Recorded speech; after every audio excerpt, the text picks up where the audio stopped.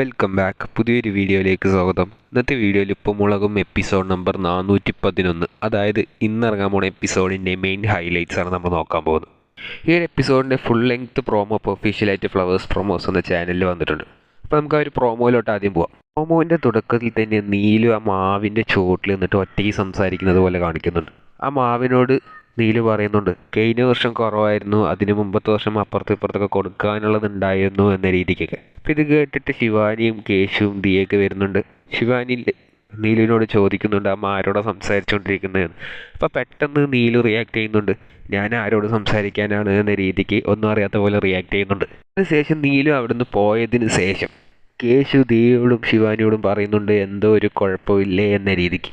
അതിനുശേഷം നീലു നോർമലായിട്ട് ഫോണിൽ സംസാരിക്കുന്നത് പോലത്തെ ഒരു സീന് കാണിക്കുന്നുണ്ട്.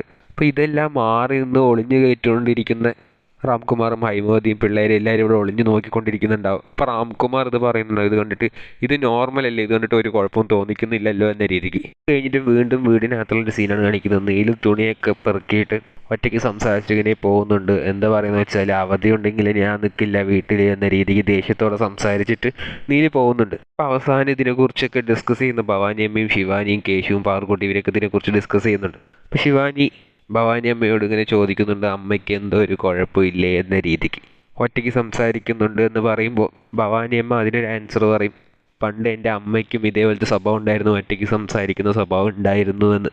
അപ്പോൾ പാറക്കുട്ടി ഇത് കേട്ടിട്ട് പറയും അമ്മയ്ക്ക് വട്ടായെന്നാണ് തോന്നണത് എന്ന രീതിക്ക്. എന്നിട്ട് അവസാനം ഭവാനിയമ്മ ഒരു വലിയൊരു ഡൗട്ട് പറഞ്ഞിട്ടാണ് പ്രോമോ അവസാനിക്കുന്നത്. ഭവാനിയമ്മ പറയുന്നുണ്ട് ഇനി എൻ്റെ അമ്മയെങ്ങാനും നീലുവിൻ്റെ കൂടെ കൂടിയോ എന്ന രീതിക്ക് പറയുമ്പോൾ ഒരുമാതിരി ഹൊറർ BGM ഇട്ടിട്ടാണ് ഒരു പ്രോമോ എൻ്റെ ആവുന്നത്.